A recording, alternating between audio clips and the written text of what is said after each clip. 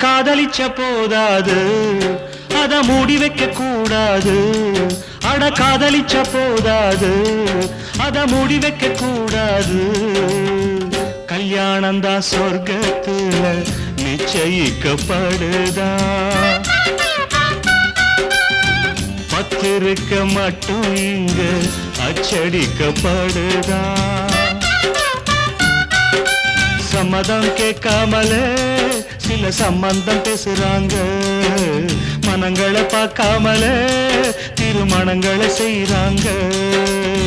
கல்யாணம் தான் சொர்க்கத்துல நிச்சயிக்கப்படுதா